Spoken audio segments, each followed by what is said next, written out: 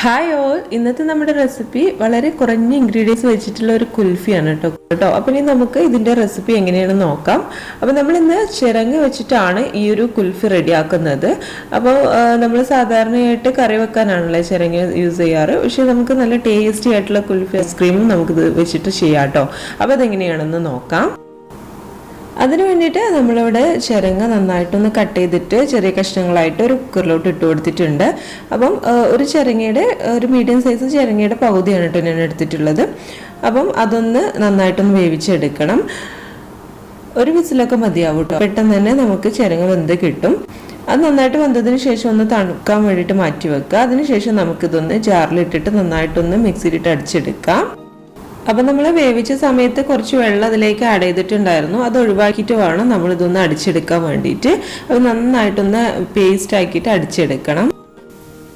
വെന്തതിന് ശേഷം ഒരു കപ്പാണ് കേട്ടോ ചിരങ്ങ എടുത്തിട്ടുള്ളത്. അപ്പോൾ അതിന് വേണ്ടിയിട്ട് നമ്മൾ ചിരങ്ങ ജാറിലോട്ട് ഇട്ട് കൊടുത്തതിന് ശേഷം ഇതിലേക്ക് ആവശ്യമായിട്ടുള്ള കുറച്ച് പാല് കൂടി ഒഴിച്ചു കൊടുക്കാം.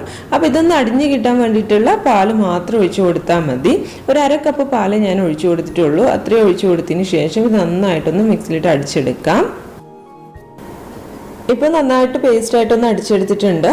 ഇനി നമുക്കിതൊന്ന് മാറ്റി വെക്കാം. ഇനി നമുക്ക് കുൽഫിയിലോട്ടുള്ള പാലൊന്ന് റെഡിയാക്കി എടുക്കണം. അപ്പം അതിന് വേണ്ടിയിട്ട് ഒരു പാനിലോട്ട് 2 കപ്പ് പാൽ ഒഴിച്ചു കൊടുത്തിട്ടുണ്ട്. ഇനി നമുക്കിതിലേക്ക് കോൺഫ്ലോർ ഇട്ട് കൊടുക്കണം. അപ്പോൾ നേരിട്ട് ഇട്ട് കൊടുക്കുന്നില്ല കേട്ടോ, ഇത് കട്ട കുത്തി പോവും. അതുകൊണ്ട് ഒരു ബൗളിലോട്ട് കോൺഫ്ലോർ എടുത്തതിന് ശേഷം അതിലേക്ക് കുറച്ച് പാൽ ഒഴിച്ചിട്ട് നന്നായിട്ടൊന്ന് മിക്സ് ചെയ്തെടുക്കുന്നുണ്ട്. അപ്പോൾ അത് നന്നായിട്ടൊന്ന് കട്ട കുത്താതെ കിട്ടാൻ വേണ്ടിയിട്ടാണ് ഇങ്ങനെ മിക്സ് ചെയ്തിട്ട് ചെയ്യുന്നത്. അതിനുശേഷം നമുക്കിത് പാലിലോട്ടൊന്ന് ഒഴിച്ചു കൊടുക്കാം. എന്നിട്ട് നന്നായിട്ടൊന്ന് ഇളക്കി കൊടുക്കാം. അപ്പോൾ ഇവിടെ 1 ടീസ്പൂൺ കോൺഫ്ലോർ ആണ് കേട്ടോ എടുത്തിട്ടുള്ളത്. അതൊന്ന് നമ്മൾ ഇതിലേക്കൊന്ന് ഒഴിച്ചു കൊടുത്തതിന് ശേഷം സ്റ്റൗ ഓൺ ആക്കിയതിന് ശേഷം നന്നായിട്ടൊന്ന് കുറുക്കിയെടുക്കണം. അപ്പോൾ നമ്മളിവിടെ 2 കപ്പ് പാലാണ് എടുത്തിട്ടുള്ളത്. അത് 1 കപ്പ് പാലായിട്ട് കുറച്ച് കിട്ടണം കേട്ടോ. അപ്പോൾ അതുവരെ നന്നായിട്ടൊന്ന് കുറുക്കിയെടുക്കാം.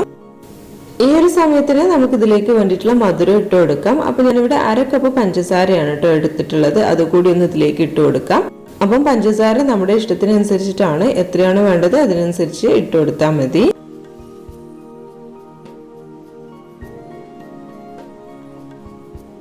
ഇപ്പോൾ പാല് നന്നായിട്ട് തിളച്ച് വന്നിട്ടുണ്ട്. ഈ തിളച്ച് വരുന്ന സമയത്ത് നന്നായിട്ട് അതൊന്ന് ഇളക്കി കൊടുക്കുക. മീഡിയം ടു ലോ ഫ്ലെയിമിൽ വെച്ചിട്ട് വേണം ഇത് കുറുക്കിയെടുക്കാൻ കേട്ടോ.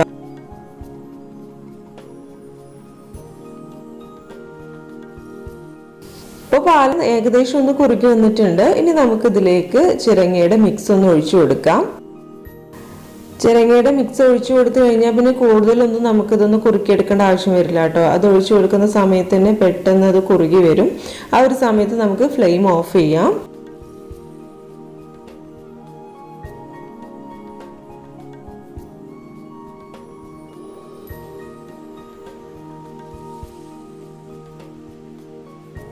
ചിരങ്ങയുടെ മിക്സ് ഒഴിച്ചു കൊടുത്തതിന് ശേഷം 2 മിനിറ്റ് ഒന്ന് തിളപ്പിച്ചെടുത്താൽ മതി. നമ്മുടെ കുൽഫിയുടെ മിക്സ് റെഡിയാണ്.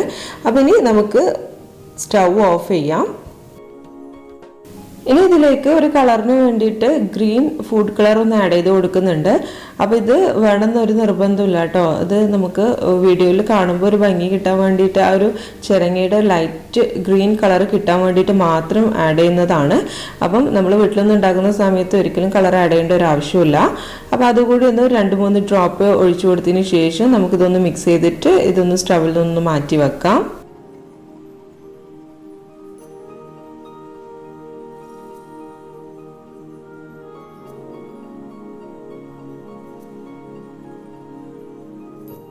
ഒന്നങ്ങ് തണുത്തതിന് ശേഷം നമുക്കിതൊന്ന് മോൾഡിലോട്ട് മാറ്റാം. അപ്പം നമ്മുടെ മോൾഡ് എന്ന് പറയുന്നത് നമ്മൾ സാധാരണ വീട്ടിൽ ഉപയോഗിക്കുന്ന ഇതുപോലുള്ള സ്റ്റീൽ ഗ്ലാസ് ആണ് കേട്ടോ. അപ്പോൾ ഈ ഒരു സ്റ്റീൽ ഗ്ലാസ്സിലാണ് നമ്മളിതൊന്ന് സെറ്റാക്കി എടുക്കുന്നത്. അപ്പം സ്റ്റീൽ ഗ്ലാസിൻ്റെ ഒരു 1/4 ഭാഗത്തോളം ഞാനിതൊന്ന് ഒഴിച്ചു കൊടുത്തിട്ടുണ്ട്. അതിനുശേഷം നമുക്കിതൊന്ന് ക്ലിംഗ് റാപ്പ് വെച്ചിട്ടൊന്ന് കവർ ചെയ്തെടുക്കാം. അലൂമിനിയം ഫോയിൽ ഉണ്ടെന്നുണ്ടെങ്കിൽ അത് യൂസ് ചെയ്താലും മതി കേട്ടോ. അപ്പോൾ ഞാനിവിടെ ക്ലിംഗ് റാപ്പാണ് എടുത്തിട്ടുള്ളത്. അത് വെച്ചിട്ട് നന്നായിട്ടൊന്ന് കവർ ചെയ്ത് കൊടുത്തതിന് ശേഷം അതിൻ്റെ നടുഭാഗത്തായിട്ട് നമുക്ക് സ്റ്റിക്ക് ഒന്ന് വെച്ച് കൊടുക്കാം. അതിനുശേഷം ഓവർനൈറ്റ് ഒന്ന് ഫ്രിഡ്ജിൽ വെച്ചിട്ടൊന്ന് സെറ്റാക്കി എടുക്കാം.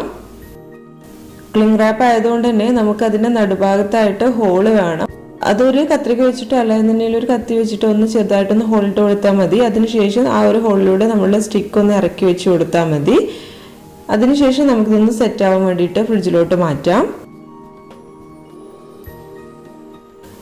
ഇത് ഞാനൊരു 24 hours ഫ്രിഡ്ജിൽ വെച്ചിട്ട് എടുത്തിട്ടുള്ളതാണ്.